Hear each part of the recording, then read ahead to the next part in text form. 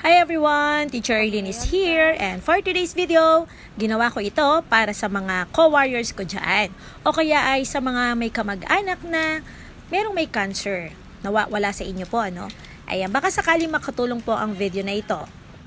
Ayan, nandito na kami sa Mary Mediatrix Medical Center ng aking mister at dyan ay nag-aantay na ako ng aking turn for interview. Shout out kay Vice Mayor Laarni Malibiran para sa service po na naghatid sa amin dito at kay Consi Bobot Ching. Kaya kung malayo po kayo sa place na pupuntahan nyo for medication nyo, pwede po kayong mag-request ng ambulance sa inyong barangay, sa inyong munisipyo para makabawas-bawas naman po tayo ng gastos. Ako, napakaswerte ko. Alam niyo po ba, hindi ambulance ang aming sinakyan this time, kundi ang personal service talaga ni Vice Mayor. Medyo nahihiya nga ako kasi ang request lang naman namin is ambulance, pero basta available yung sasakyan niya, yun ang pinagagamit sa amin. With gasolina na po yun at driver. May co-warriors, napakaswerte ko dahil nakakuha po ako ng libre sa aking pet scan. Yun nga lang, nagdagdag ako ng 5,000. Sayang nga po, dapat wala na ako idadagdag ng 5,000. Yun nga lang, yung initial request ng aking oncologist is pet scan lang yung nakalagay. Which is, ang kailangan ko pala is pet scan with contrast. Mas maganda daw kasi yun, sabi ng aking oncologist. Kaya nitong nag-actual na, nakita, binigyan ulit ako ng panibagong request, ang nakalagay na ay PET scan with contrast. So, nagkakahalaga nga siya ng 58,000, kaya nagdagdag ako dun sa fund na binigay na 53,000, nag-add ako ng 5,000. Okay na rin, kesa ako ang mag-shoulder ng buong 58,000. Sobrang laki na ng aming gastos. Saan ko nga ba nakuha ang fund? Nakuha ko po yan sa Batangas Medical Center, sa DOH po nila doon. So, binigyan nila ako ng 53,000 para sa PET scan. Yun nga lang, sabi ko nga, kailangan ko ay PET scan with contrast, kaya nagdagdag na lang ako. Alam nyo ba na dyan din galing sa Batangas Medical Center ang chemo medicines ko. Ayan, tingnan nyo kung magkano, 108,800. Salamat po talaga sa inyo, Batangas Medical Center. Natapos ko ang aking 27 chemo sessions nang libre ang aking chemo med. So, syempre, hindi lang naman yun ang gastos. Marami pa rin. Kasi meron pang iba pang mga supplies. At syempre, ang tumataginting na doctor's fee at bayad sa nurse at bayad sa hospital. Napakaraming lab test at kung ano-ano pa. At syempre, para hindi na kayo mahirapan kung saan maghahanap, ilalagay ko po ang kanilang page dito sa aking description. Ayan, kaya i-chat nyo na. Ay, nako, napakaswerte nyo dahil ibibigay ko sa inyo dahil dati hindi ko alam kung saan ako kukuha ng gamot at kung ano-ano pa. Alam nyo ba, December pa lang, kahit Pasko, naghahanap ako kung saan ako makakakuha ng gamot. Take note ha, 2 operation ko yon, pero hindi pa rin ako nawala ng pag-asa. Sabi ko, hindi pwedeng dito matapos ang buhay ko. I can do more. Kaya naman naghanap ako kung sino makakatulong sa akin at kung saan ako makakakuha ng kung ano mga pwede kong mailibre pa. At syempre, sino-sino ba yung pwede natin lapitan? Pwede tayong lumapit sa ating mga senators. Ayan, yan ang hindi ko na-try. Pero yan, pwede po kayong mag-email lang daw dyan sa kanila. Ilalagay ko na rin sa description ang kanilang mga email at itry nyo kung makakahingi kayo. Pero sabi, nakakahingi daw po dyan. Hindi lang po cash, GL. Ibig sabihin ng GL, guarantee letter na kung saan makakamenos kayo sa inyong mga hospital bills. Dito na ako sa amin nakakuha, kay congressman, kay governor, kay mayor, kay vice mayor, sa DSWD, sa DOH, at PCSO. Nasang Kalawang. Tiyaga lang po talaga tayo. Buti na lang masipag ang aking asawa at ang aking biyanan sa pag-aasikaso ng mga papers na kailangan. Kaya nakakakuha po kami ng libreng tulong.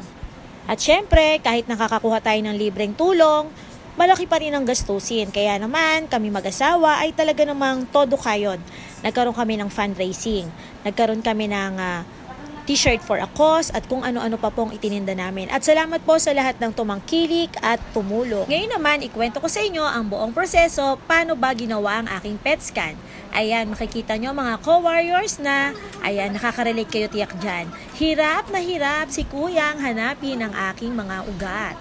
Lalagyan na ako ng IV para i-hydrate at doon din ipapasok ang gamot.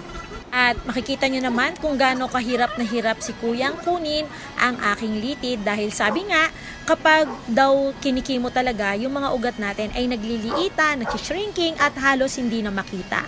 Makuha man ay pumuputok. At yan na nga ang nangyari sa akin. Kagaya nga nung nangyayari sa akin kapag ako ay kinikimo, mahuli man yung litid ay pumuputok. So ayan na nga, makikita nyo no, mula sa kaliwa, lumipat si Kuya sa kanan. At ayun, nahuli na ni Kuya.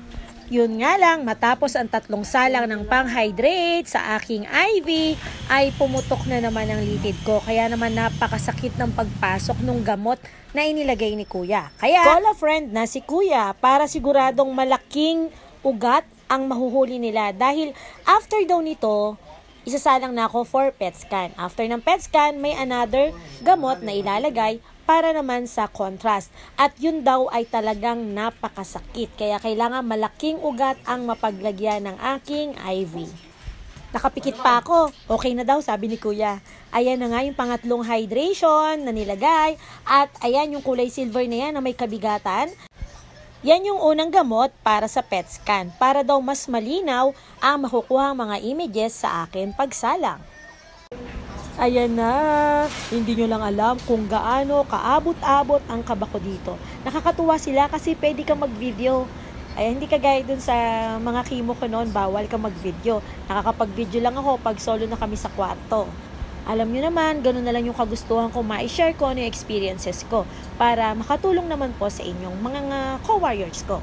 Pero alam nyo, yung nervyos at kaba, hindi makakatulong kasi yung hinga ko dyan, abot-abot, yung parang hinihingal ako na hindi ko maintindihan, which is not helpful. Kaya iwasan nyo po na kayo ay nervyusin. Just relax. Kasi ang tagal ng pagsalang nyo ay nakadepende sa inyong likot. The more na malikot, the more na magtatagal kayo sa loob.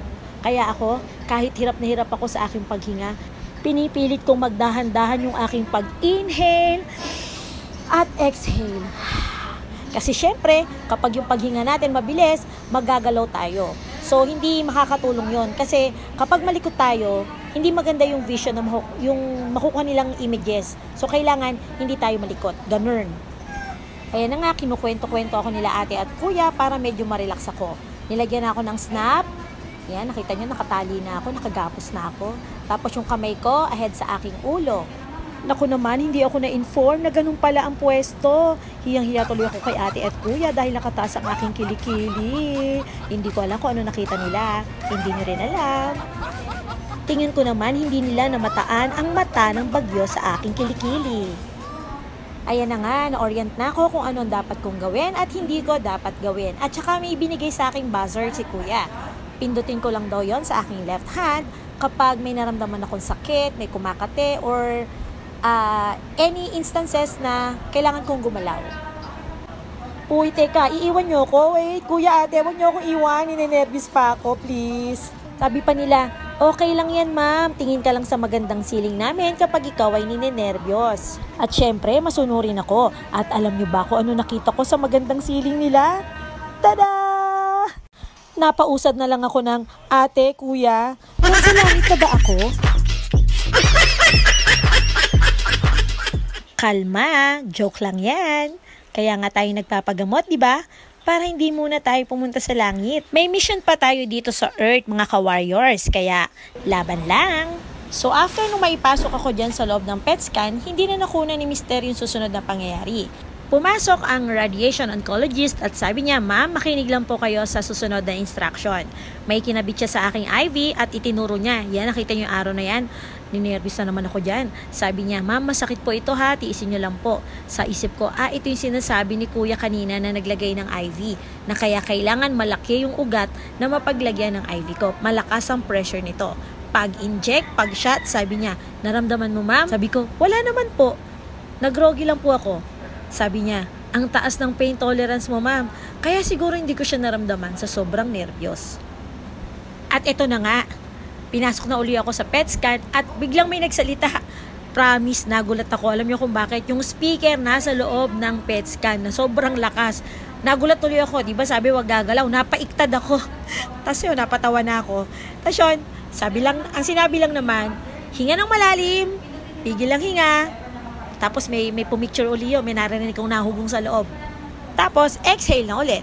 Tingin ko, wala pa akong 1 oras na inabot doon. Sabi ko pa nga, pumasok ulit yung radiation oncologist. Sabi niya, tapos na ma'am, very good ka, kaya ang bilis natin natapos. Ay ko, ay salamat, kasi nabasa ko sa internet, umaabot ng 2 hours. Ma'am, depende yon sa likot mo. Kapag malikot ka, umaabot talaga ng matagal. So mga ka-warriors, yun lang ang tip ko sa inyo. Kung gusto nyo mapabilis, huwag gagalaw. Pero, pwedeng huminga ha. Kung meron kayong mga gustong itanong, ilagay nyo lang po sa ating comment section at itatry ko kung masasagot ko po. So yun lang, mga ka-warriors, patuloy tayong lumaban, kapit lang kay Lord dahil hindi niya tayo pababayaan. At kung sa tingin mo nakatulong ang video na ito, alam mo na, baka naman, pwede mong i-share and i-like. Bye! Keep safe everyone! God bless!